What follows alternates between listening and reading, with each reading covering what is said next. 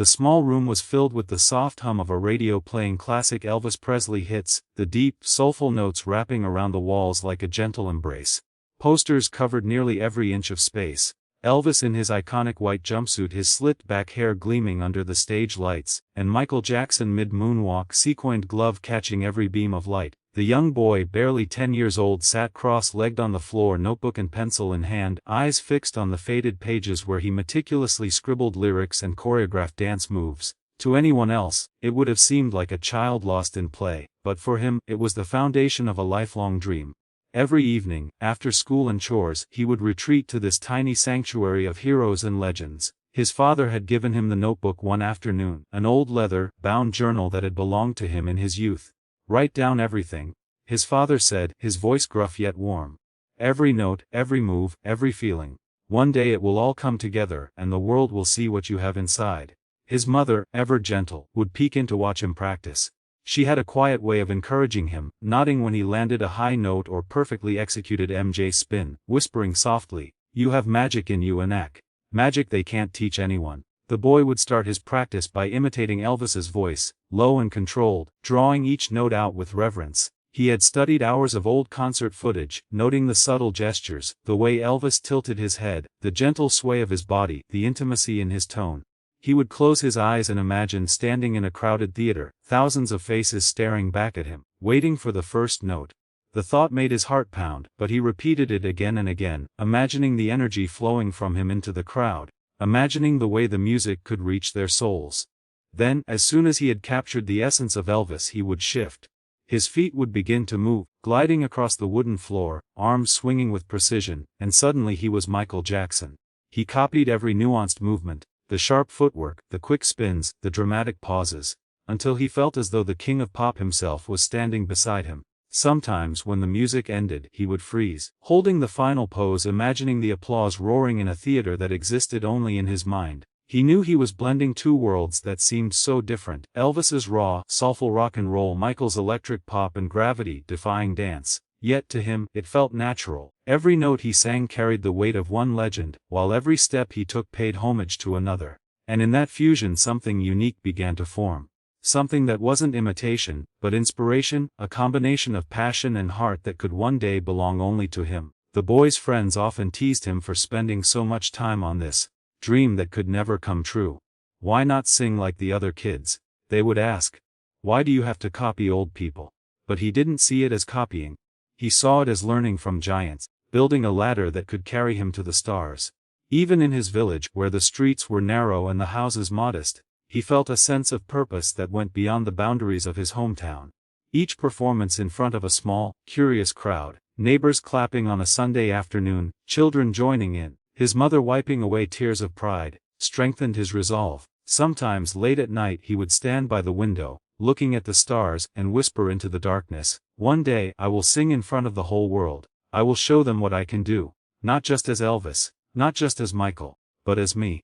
And though he was small and though the odds seemed insurmountable, the fire in his chest burned brighter every day. His room smelled faintly of polished wood and the faint residue of sweat from hours of practice. The notebook was filled with scrawled notes, instructions, reminders, lyrics rewritten a dozen times. There were sketches of hand positions, diagrams of footwork, and arrows indicating where he should sway, pause, or spin. He treated it all like sacred scripture, a roadmap to a future stage. Every scribble mattered, every erased mistake was a lesson, and every repeated line of lyrics was a promise to himself, "I will be ready when the time comes." His parents watched quietly from the doorway sometimes, knowing they could not fully understand the intensity of his dreams, but feeling the depth of his passion nonetheless. His father would shake his head with a mixture of skepticism and pride. "He may be chasing shadows," he said to his wife one evening, "but look at how alive he is when he sings.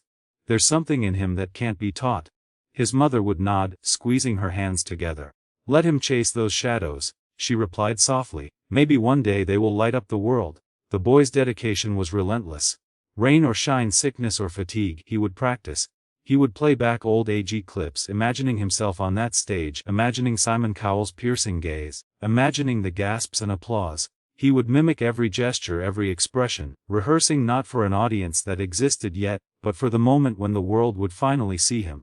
And in those quiet moments, when the room was empty, When only the faint hum of the radio played, he would feel something stir, a presence, not real, not tangible, but a feeling of connection to those who had walked the path before him.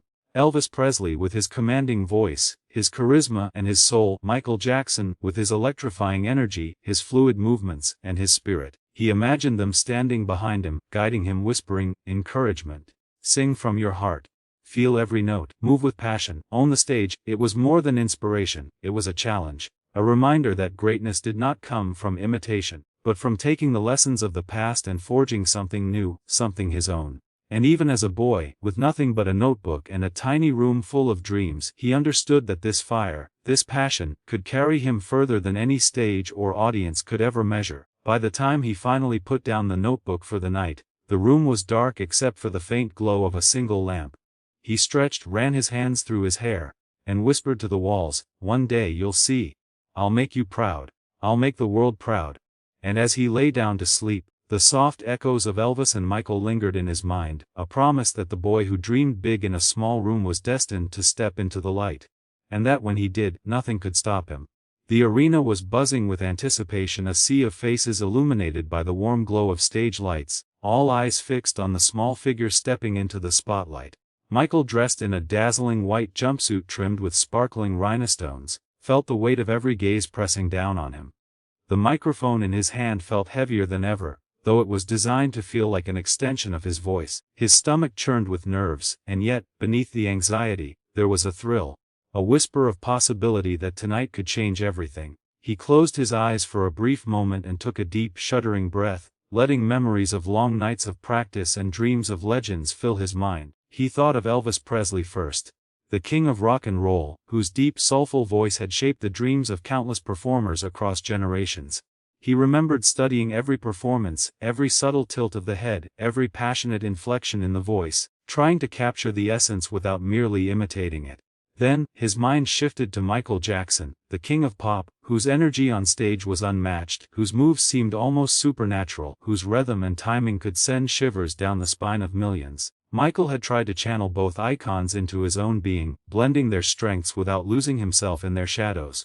The music began softly, a familiar Elvis classic, and Michael lifted the microphone to his lips. The first note escaped shakily, trembling like a leaf in a storm. He heard it and winced slightly. It wasn't perfect, not yet. The crowd leaned forward instinctively, curiosity and tension mingling in the theater. Simon Cowell, ever critical, rested his chin on his hand, observing with that infamous piercing gaze. Every movement, every expression, every breath seemed magnified under his scrutiny. 10 seconds. That was all it took for doubt to creep in like a shadow across Michael's mind. He felt the sweat forming at his temples, his heart pounding in a rhythm that matched the song but threatened to overpower it. His voice faltered on a high note, a subtle quiver betraying the nerves that he had worked so hard to suppress. The audience, previously expectant, murmured softly, sensing the fragility of the moment. Michael closed his eyes again, willing himself to remember the countless hours spent in front of a mirror, practicing, falling, rising, practicing again. And then, Simon's hand shot up. The music halted instantly, as if the air itself had been cut. The sudden silence was deafening, a stark contrast to the gentle rhythm that had filled the theater only seconds ago. Michael's heart sank, his mouth hung slightly open, the microphone trembling in his grasp. The world seemed to pause, holding its breath. A part of him wanted to run, to escape the harsh judgment he felt even before Simon spoke. Simon leaned forward, his fingers interlaced, eyes narrowing with that signature, inscrutable expression. "Michael," he said, his voice calm but firm, "I'm going to stop you right there." The words landed like a punch, heavy and inescapable. The audience gasped, a collective intake of breath that seemed to echo off the walls of the arena. For a brief moment, Michael felt frozen, trapped between fear and disbelief. Simon continued, his voice steady, his tone carrying a weight that demanded attention. "I can tell you admire Elvis. I can see you've studied him, his style, his moves, but right now, it feels like you're trying to be Elvis. And that's not what I want to hear." Michael swallowed hard, the microphone feeling suddenly alien in his hand. His mind raced. Had he failed before he even began? He glanced at the audience, searching for encouragement. Heidi Klum's eyes were wide, her hands clasped. Sofia Vergara's gaze was soft yet questioning. Howie Mandel's expression was unreadable, though his subtle nod suggested he believed in the boy on stage. Simon leaned closer, softening his tone. "The best performers," he said, "the ones who move us, who stay with us, don't imitate. they take what inspired them and make it their own. I want to hear you, not Elvis. For a moment, the words hung in the air, heavy but strangely liberating. Michael's chest heaved, the weight of expectation pressed on him, but within that pressure was a spark of clarity.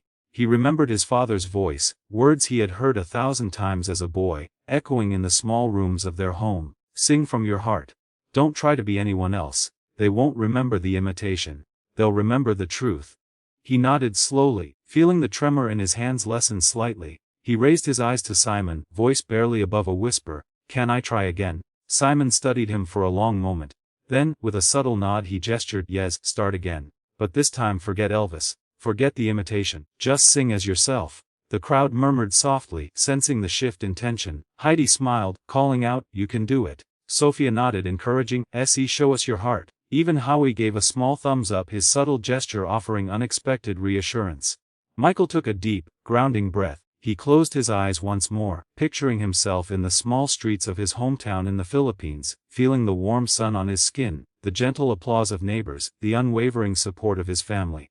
He imagined the rhythmic glide of Michael Jackson, the subtle sway of Elvis Presley, and realized he didn't need to be them. He could take their essence, let it inspire him, and still be his own voice. The music began again, gentler this time, as if waiting for him to find the courage to flow. He opened his eyes, stepped forward, and released the first note. Not perfect, but honest, deep, and alive. The tremor was gone, the fear had transformed into focus. Every word he sang carried the weight of his journey. Every movement on stage blended Elvis's passion with MJ's rhythmic energy, creating something that was entirely, undeniably his own. The audience leaned in, caught in the spell of a moment that had started with hesitation but now shimmered with authenticity. Simon's expression softened, his arms unfolded, a small smile tugging at the corner of his lips. He leaned back, watching, waiting, captivated. Michael's voice grew stronger, richer, more confident with each passing note. The room fell into silence, not of doubt but of awe. Every person in that arena, judges, audience, crew, felt the connection, felt the journey from fear to freedom, from imitation to authenticity. By the end of the first verse the applause began, tentative at first, then swelling. Simon's eyes glimmered with recognition, seeing a young man who had transformed the moment of rejection into a triumph of courage. Michael was no longer just a boy trying to honor Elvis or emulate Michael Jackson. He was himself, a fusion of inspiration, heart, and raw talent, and the first 10 seconds of hesitation had become the catalyst for a performance that would not be forgotten. The theater seemed to hold its breath. Michael's fingers tightened around the microphone, and for a fleeting moment, the entire world disappeared. The bright spotlights burned into his skin, but it was not the heat that made him tremble. It was the weight of expectation pressing down on him, the memory of Simon's hand raised, stopping him just moments ago. He closed his eyes, willing himself to breathe, to center himself, to find the courage he had practiced so many times in front of mirrors, in empty streets and in small cafes back home. Then, in the silence that felt eternal, he remembered the voices that had shaped him, the legends who had unknowingly guided his journey. He remembered the way his father had told him stories about Elvis Presley, the king of rock and roll, whose voice could make hearts ache and souls soar in the same breath. He remembered watching videos of Michael Jackson, the king of pop, spinning, sliding and bending reality with his energy, charisma, and unparalleled rhythm. Michael had studied them, memorized them, and performed their songs countless times, but it had never felt like his own until tonight. In that pause something shifted within him. He could almost hear them, not in the room, not physically, but in the corners of his mind, whispering. Elvis's calm, reassuring voice reminded him, it's not about being perfect, it's about feeling every note. And then, soft but urgent, Michael Jackson's voice seemed to echo through his imagination. Don't stop now. Move with your heart, and the world will move with you. The energy coursing through him was strange and almost electric. It was not fear anymore, it was presence. It was inspiration. He lifted his head slowly, opening his eyes to the audience, and for the first time that night, he did not see thousands of strangers. He saw people waiting to feel something real, waiting to witness the music come alive. His feet shifted slightly, instinctively tapping in rhythm. A subtle nod to MJ's fluid motion. His shoulders squared, chest lifted, and the microphone felt like an extension of his own soul rather than a foreign instrument.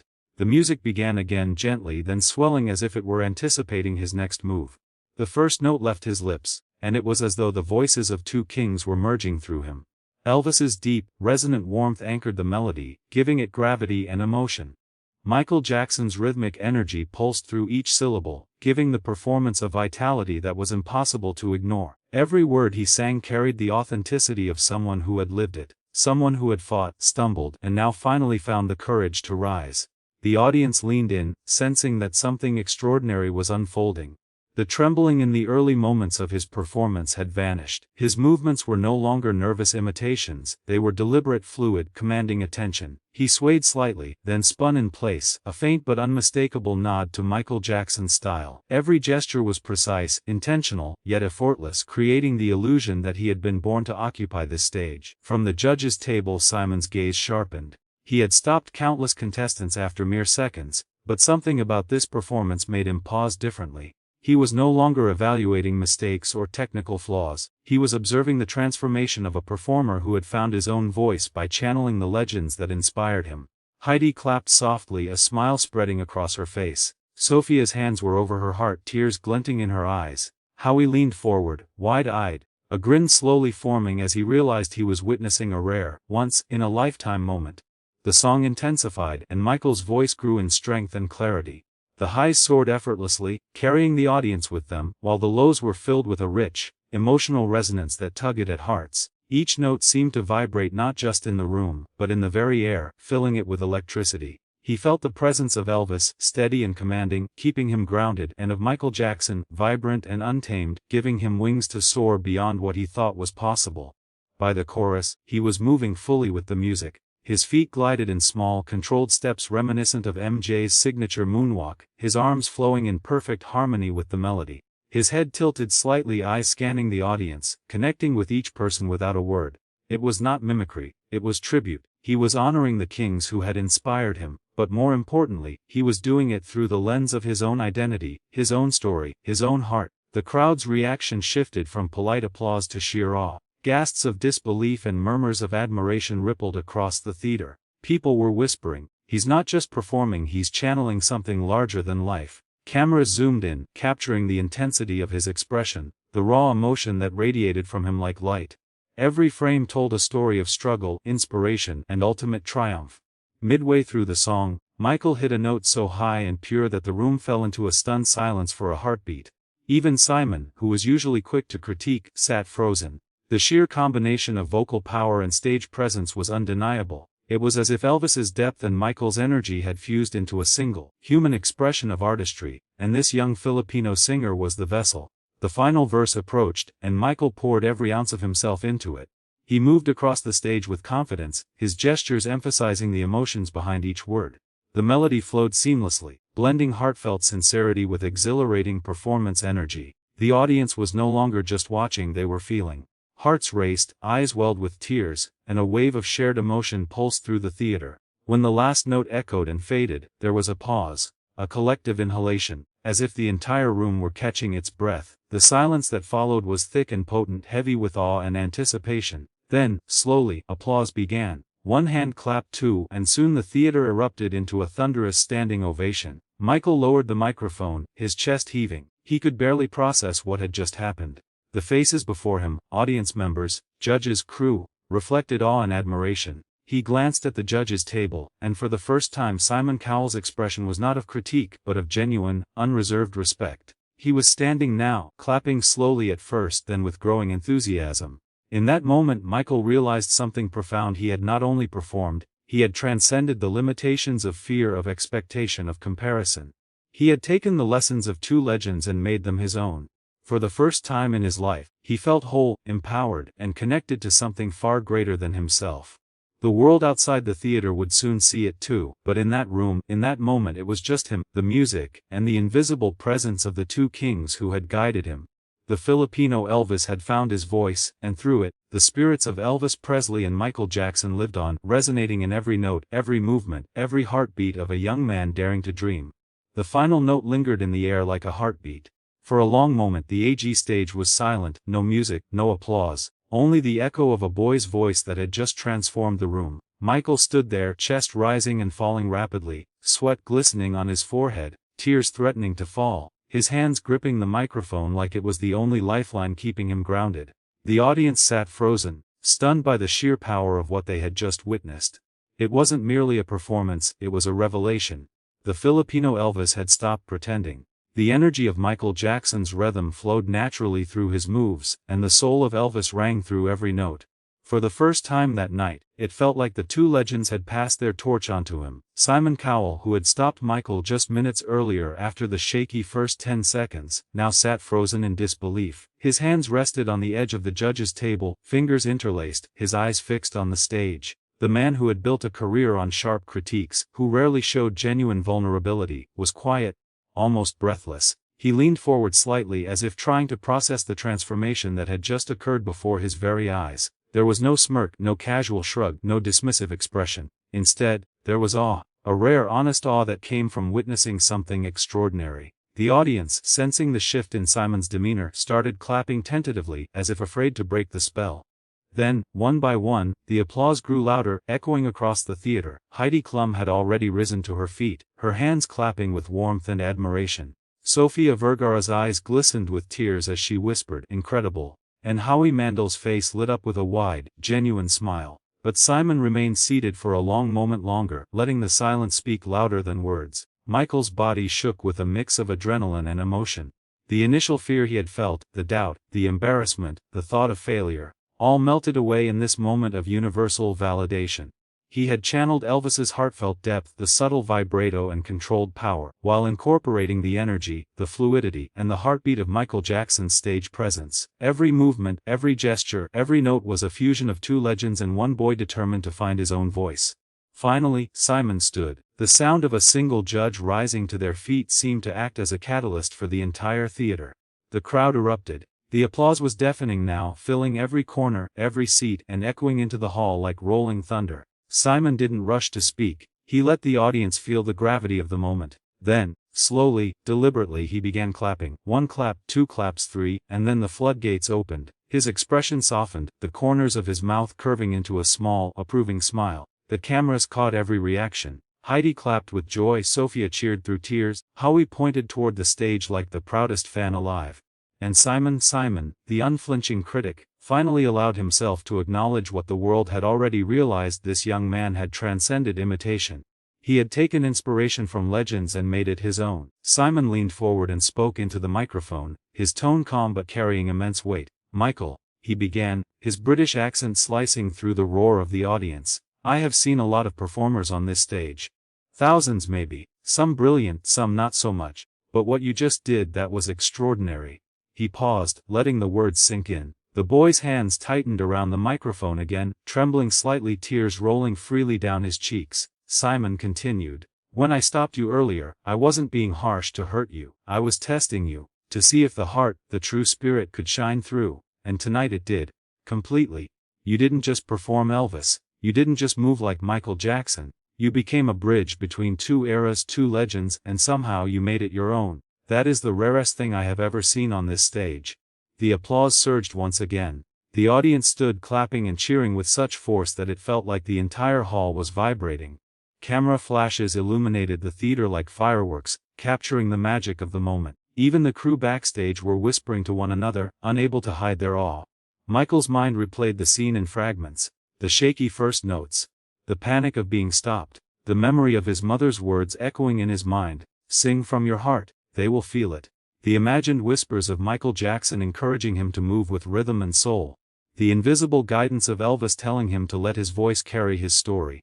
Every emotion collided in a powerful crescendo, spilling out in his posture, in the way he inhaled and exhaled, in the radiant energy he emitted. Simon smiled again, this time broader, his eyes glimmering under the stage lights. "You have shown courage, you have shown heart, you have shown something that cannot be taught. Authenticity. And that, my friend, is what makes a star." He leaned back, letting the applause wash over the room. The audience cheered louder than ever. Social media feeds were already lighting up, clips of the performance were trending worldwide before the night had even ended. The other judges, still standing, nodded in agreement. Heidi said softly, "This is what talent looks like when it's raw and real."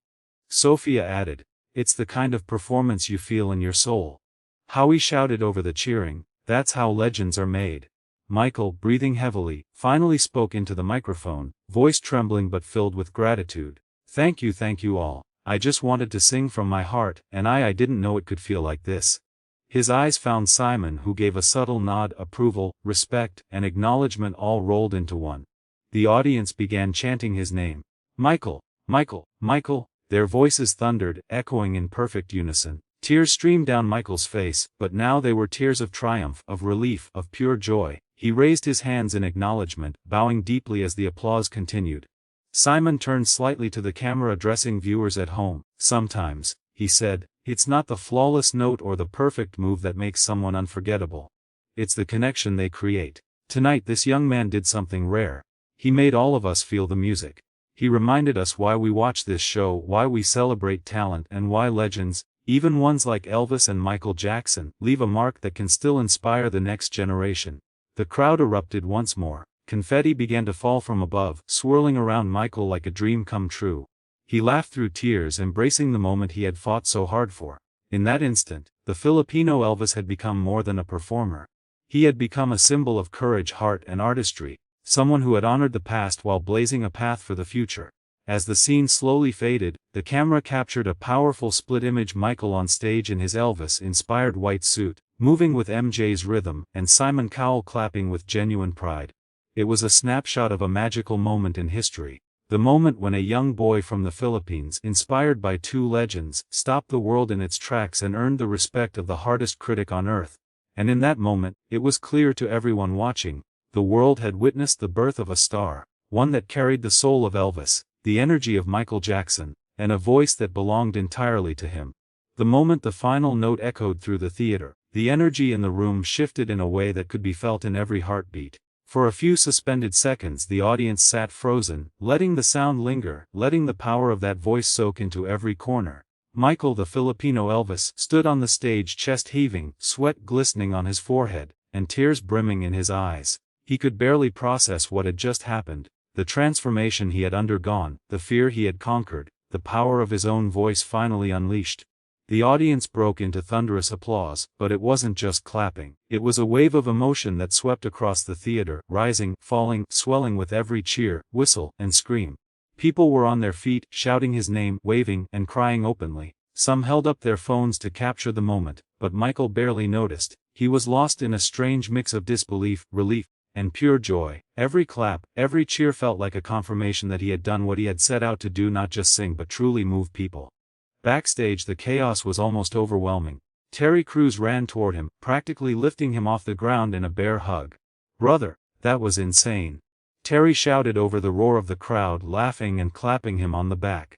"You didn't just perform, you owned that stage, you channeled two legends in one voice." Michael could only laugh through his tears, the sound mingling with the applause still echoing through the hall. The reality of what he had accomplished was slowly sinking in. The judges' reactions were even more surreal. Heidi had risen to her feet, clapping and smiling with wide-eyed admiration, visibly moved by the emotional weight of his performance. Sophia's tears glistened under the stage lights, and she waved a small hand, mouthing, "Bravo." Howie Mandel gave him a thumbs up with the biggest grin, shaking his head in disbelief. But it was Simon Cowell who captured Michael's attention the most. Simon had sat frozen during the last note, a rare softness in his eyes that betrayed the awe he felt. Slowly, deliberately, Simon rose to his feet, joining the thunderous applause.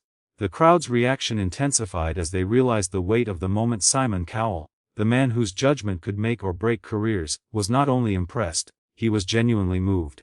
As Michael stood there, trying to catch his breath, he allowed himself a moment to reflect. The journey that had led him here flashed before his eyes: the small streets of his hometown in the Philippines, the countless nights spent rehearsing Elvis tunes in front of a cracked mirror, the footsteps he had practiced to emulate MJ's rhythm and energy, the sacrifices of his family, the doubts whispered by friends and strangers, and the unwavering belief that music was worth every struggle. In that moment he felt the presence of those who had inspired him most, Elvis Presley and Michael Jackson, not in flesh, not in literal form, but as guiding spirits that had shaped every note, every move, every breath he took on that stage.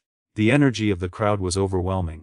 The applause became a chant. "Filipino Elvis! Filipino Elvis!" The name echoed through the theater and out into the world via cameras and live feeds. Clips of his performance were immediately trending on social media, with thousands of viewers sharing the video, writing captions like, "Elvis's soul, MJ's energy. He brought them together in one performance, and this is what real talent looks like." Fans across the globe flooded the comments with admiration, pride, and awe, praising the emotional depth, the technical skill, and the sheer presence Michael had demonstrated on stage.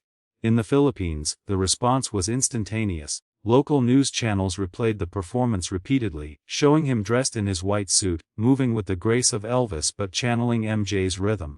Parents showed it to their children, teachers to their students, cafes played it on screens, and friends messaged each other links with comments like, "This is our pride, this is our hero."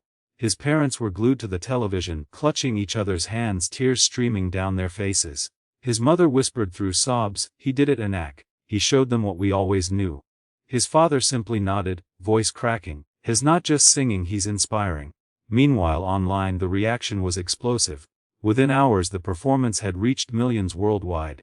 Entertainment sites, talk shows, and viral content creators all shared clips discussing how Michael had blended Elvis's deep, soulful tones with the energy and charisma of Michael Jackson. Analysts marveled at the stage presence, noting how the Filipino Elvis had moved with precision, elegance, and confidence that reminded viewers of MJ's most iconic moments while retaining his own identity. Fans commented about the way he embodied not only two musical legends but also his own unique personality, bridging generations and cultures in one mesmerizing performance. Even Simon Cowell took to social media, posting the clip with the caption, "Proof that every artist deserves a second chance, one of the most incredible transformations I've ever witnessed." The post went viral, sparking millions of shares, likes, and comments. Michael couldn't believe it. The man who had stopped him after 10 seconds now publicly recognized him as someone extraordinary, someone who had captured the essence of musical legends while making it undeniably his own. Over the following days the momentum continued, invitations to interviews, talk shows, and live performances flooded in. International media highlighted him as a symbol of resilience, passion, and authenticity. He gave interviews, always humble, saying, "I wanted to honor the music that inspired me. Elvis gave me the soul, Michael gave me the rhythm, and the world gave me courage to share it." And yet, despite all the attention, the pinnacle moment came when he returned home. Crowds gathered at the airport, waving flags, holding banners, singing his song back to him. Children wore shirts that read, "Sing from your heart." Parents cried, friends hugged him tightly, and strangers cheered as if they had been touched by the magic themselves. Standing there, Michael realized that the applause, the social media frenzy, and even Simon Cowell's acknowledgement were secondary. What mattered most was the connection. The way his music had touched hearts across oceans and cultures. That night, standing on a stage in front of his hometown, he finally allowed himself to soak in the moment. He could feel the spirits of his musical inspirations guiding him, the weight of his journey lifting, and the love of the world embracing him. Every note he sang was no longer just an imitation of a legend, it was a declaration of his own identity.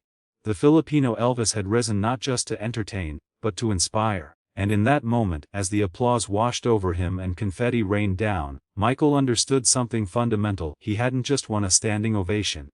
He had earned something far greater, the hearts of millions and a place among the legends, not as a copy, but as a bridge connecting Elvis, Michael Jackson, and his own soul. The world had fallen in love not just with the performance but with the courage, passion, and heart behind it.